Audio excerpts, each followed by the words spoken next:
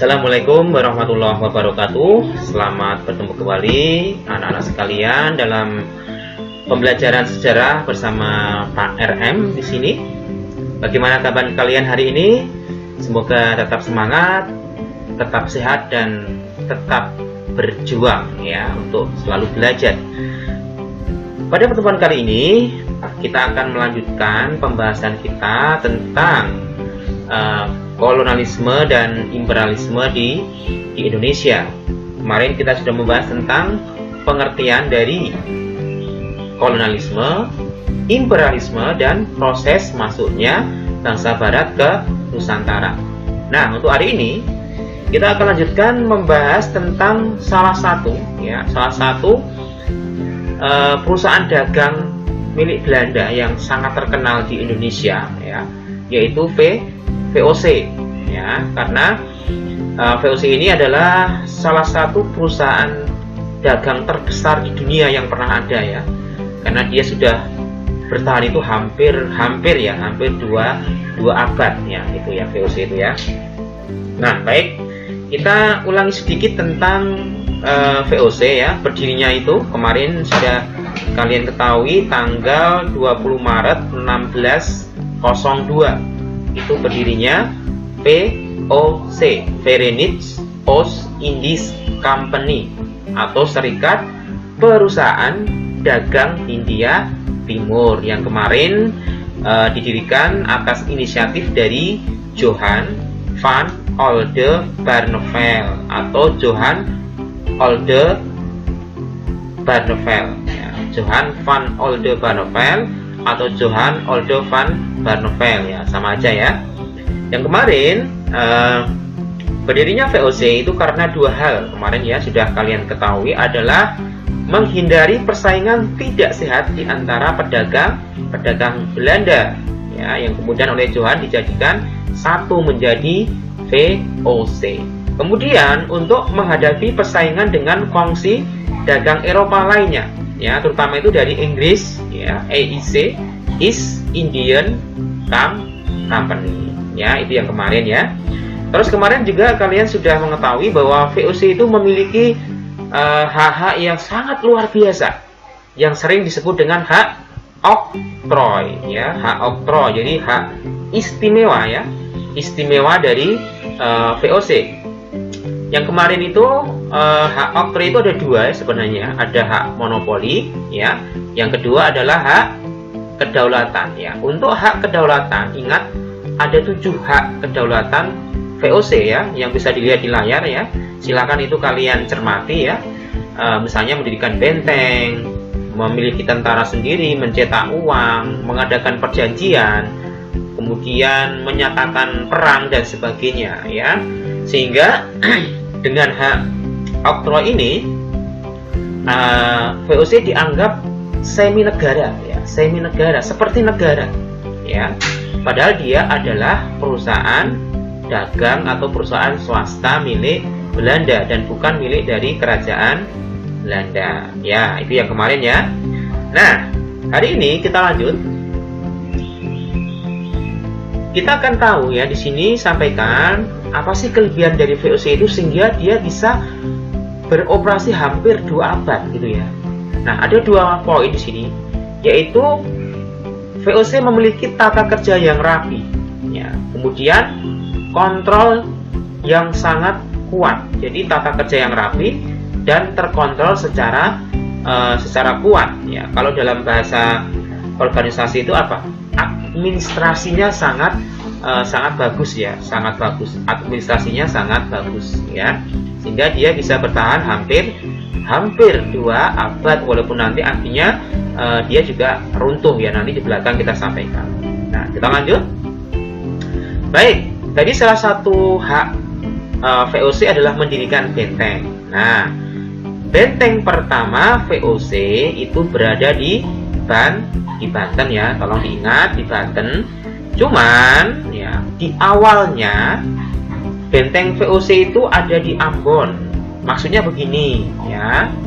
Yang di Ambon itu bukan benteng aslinya VOC, tapi rampasan dari bentengnya Portugis, ya. Karena saat itu kan VOC kan beroperasinya di Maluku ya, sebagai pusat dari rempah-rempah ya. Dimana saat itu juga ada Portugis, ada Spanyol kan gitu. Nah saat itu kan Belanda dan Portugis terlibat perang gitu kan. Nah salah satu bentengnya itu direbut oleh VOC, kemudian dijadikan sebagai apa ya, semacam markasnya gitu kira-kira. Nah kemudian baru tahun 1609 ya, VOC bisa mendirikan bentengnya sendiri ya. Tahun 1609 di Banten ya, dia berhasil mendirikan loji. Loji itu ya semacam bangunan yang besar gitu ya, ya semacam benteng gitu kira-kira ya. Kemudian dalam VOC itu ada jabatan Gubernur Jenderal. Jadi jabatan tertinggi di VOC itu namanya Gubernur Jenderal. Nah, Gubernur Jenderal VOC yang pertama namanya adalah Peter Both ya, Peter Both ya, yang berkedudukan di Ambon. Sehingga di sini kita bisa menyimpulkan pusat kegiatan VOC pertama kali itu ada di kota Ambon ya, kota Ambon.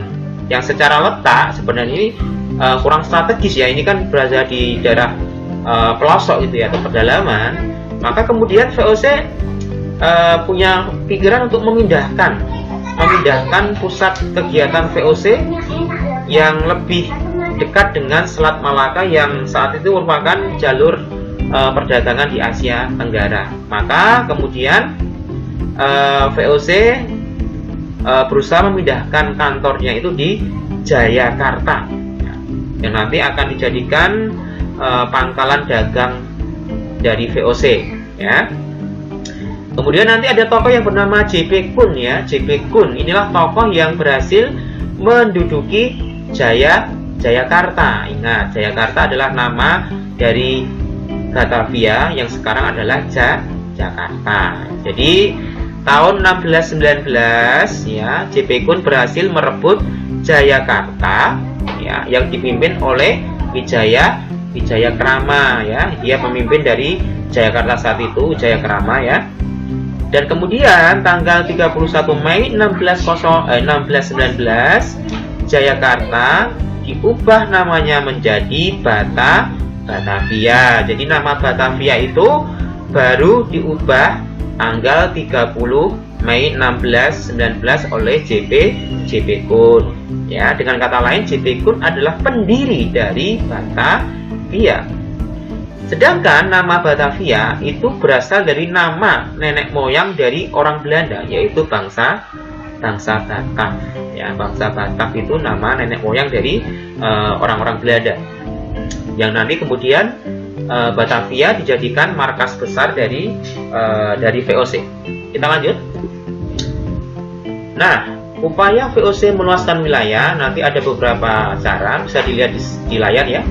Ini ya, jadi dia menguasai pusat-pusat perdagangan, misalnya di Malaka, Padang, Makassar, Banten gitu ya.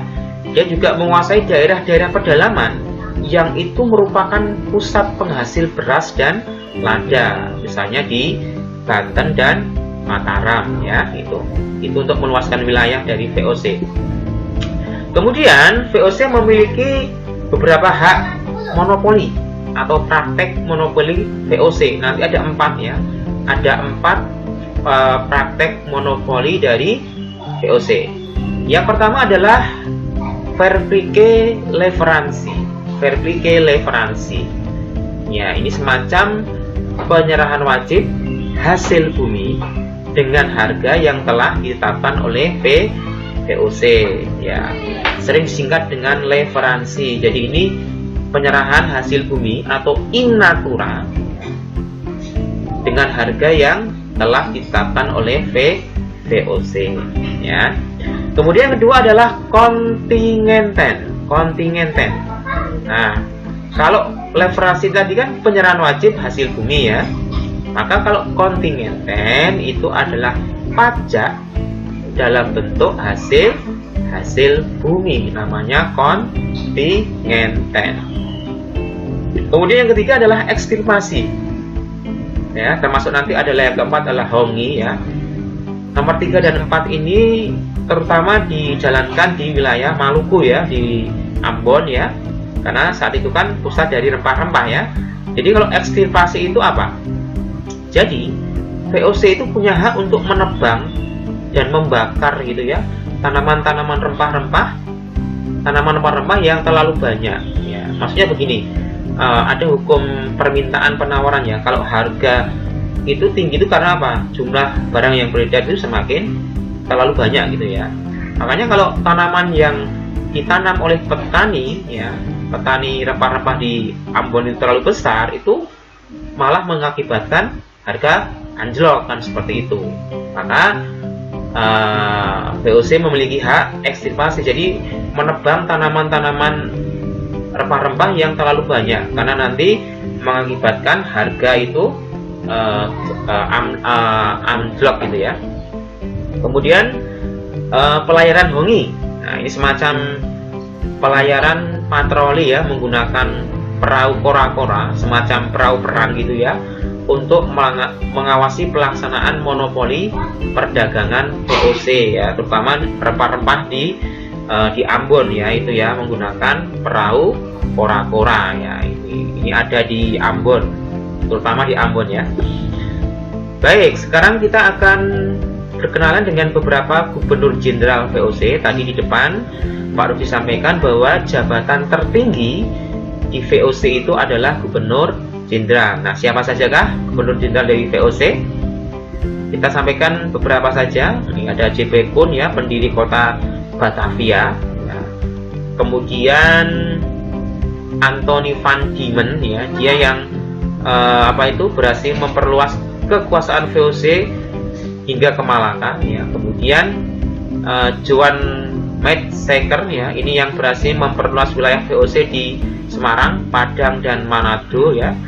Kemudian ada Cornelis Spilman, ini yang memadamkan perlawanan Sultan Hasanuddin, pemberontakan Trunojoyo dan mengalahkan Sultan Ageng Tirtayasa. Ini adalah beberapa profil gubernur jenderal dari VOC. Ini yang J.P. Koen ini ya, yang J.P. Koen. Kalau ini adalah Anthony van Diemen. Baik anak-anak, sekarang kita akan membahas sedikit tentang sistem pemerintahan VOC. Bisa dilihat di layar ya. Jadi jabatan tertinggi tadi sudah saya sampaikan di VOC itu adalah gubernur jenderal. Bisa dilihat di sini ya. Jadi gubernur jenderal itu yang tertinggi di VOC ya, yang nanti dia dibantu oleh semacam Dewan India, Rat Van Indi, Dewan India. Di bawahnya gubernur jenderal adalah gubernur ya, gubernur yang dia memimpin suatu daerah. Yang nanti gubernur dia membawai beberapa residen ya, residen. Yang nanti residen itu memiliki pembantu yang namanya asisten residen gitu ya. Kemudian di bawahnya residen adalah raja dan bupati. Biasanya kalau yang gubernur jenderal, gubernur, residen, asisten residen itu biasanya orang-orang dari Belanda. Tapi kalau raja dan bupati ini ya orang-orang dari Nusantara ya. Tapi untuk pengangkatan raja dan bupati ya, itu VOC bisa campur tangan gitu ya terhadap pengangkatan seorang raja atau bupati. Inilah yang membuat ketidaksenangan dari raja-raja di Jawa terutama ya saat itu ya. Kemudian sistem pemerintahan VOC itu adalah menerapkan sistem pemerintahan tidak langsung atau indirect rule ya, indirect rule. Jadi dia tidak langsung memegang pemerintahan, tapi memanfaatkan para raja, para bupati ya, karena saat itu kan di Indonesia masih kuat ya sistem feodalismenya.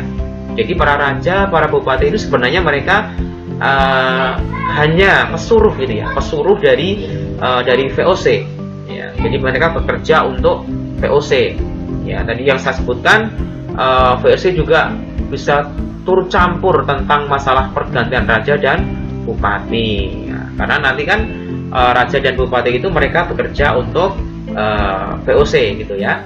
Jadi pemerintahan tidak langsung atau indirect rule. Ya, ini yang dalam birokrasi ini ya biasanya bupati ya raja itu mereka akan menarik pajak dari rakyat ya atas nama VOC, dan biasanya itu sangat besar sekali, gitu ya. Baik, kita langsung ke sini. Apa yang menyebabkan kemunduran dari VOC? Ya, jadi VOC itu akhirnya mengalami kemunduran ya. Yang pertama adalah banyaknya korupsi. Ya, banyaknya korupsi. Ya, kenapa korupsi? Ya, tadi saya bilang VOC itu dananya besar ya, sehingga menggoda orang-orang VOC sendiri untuk melakukan korupsi gitu ya. Itulah. Jadi korupsi itu kalau bahasa yang paling mudah apa? Maling gitu ya. Di korupsi itu adalah maling ya.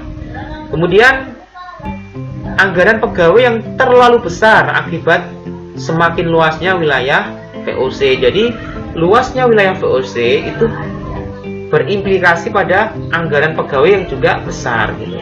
Karena untuk membiayai gaji dan sebagainya, dan itu diambil dari kasnya VOC ya. Kemudian biaya perang untuk memadamkan perlawanan rakyat yang sangat besar biayanya itu. Ingat, selama di Nusantara, VOC itu memiliki banyak musuh, terutama para raja-raja, para bupati yang mereka tidak senang dengan campur tangan VOC dalam masalah penentuan raja atau bupati, seperti itu. Maka biaya untuk memadamkan perlawanan itu kan butuh biaya yang besar, dan itu diambil dari kasnya VOC. Kemudian persaingan dengan kongsi dagang Eropa yang lain ya, terutama dari Inggris ya, dari Portugis ya, itu juga memicu dari kemunduran VOC. Kemudian nah ini hutang VOC yang sangat besar. Nah, jadi karena uangnya juga tidak mencukupi, akhirnya VOC itu dia harus berhutang pada pemerintah kerajaan Belanda ya, untuk membiayai perang, untuk menggaji pegawai VOC yang jumlahnya ribuan itu ya. Maka dia memiliki hutang yang sangat besar, yang nanti ketika VOC dijatuhkan atau jatuh, dia masih memiliki hutang yang sangat besar. Nanti di belakang kita sampaikan.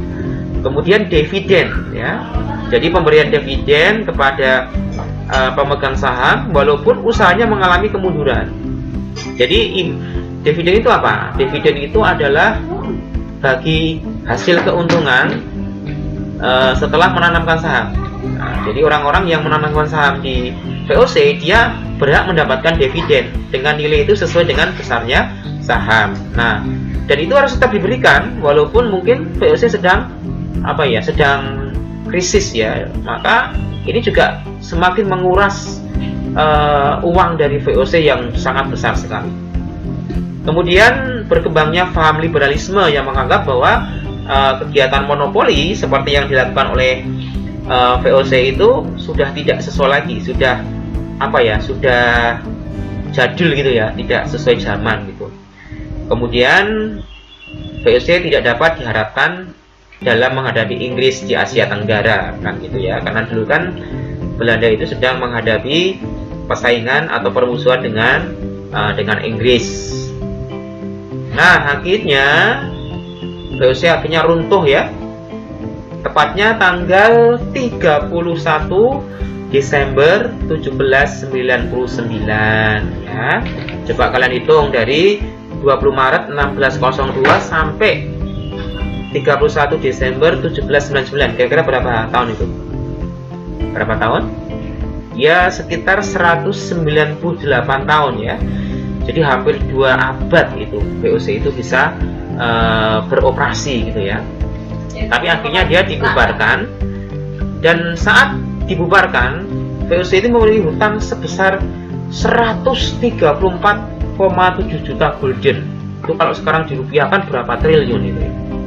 Dan hutang itu nanti akhirnya diambil alih oleh pemerintah kerajaan Belanda. Yang nanti untuk menutup hutang itu ya, pemerintah kerajaan Belanda dia akan menerapkan beberapa peraturan di Nusantara, misalnya ada tanam paksa, ada pajak yang tinggi yang nanti akan kita sampaikan dalam materi yang berikutnya. Untuk hari ini kita cukupkan sampai di sini dulu. Nanti kita lanjutkan untuk materi pemerintahan Hindia Belanda. Nanti kita bicara tentang seorang Daendels ya, Daendels. Kemudian nanti kita juga bicara tentang pemerintahan Inggris, ada Thomas Stamford Raffles nanti ya, dan yang lainnya. Untuk hari ini kita cukupkan sampai di sini. Selamat belajar, semoga sukses dan tetap jaga kesehatan. Terima kasih. Wassalamualaikum warahmatullahi wabarakatuh.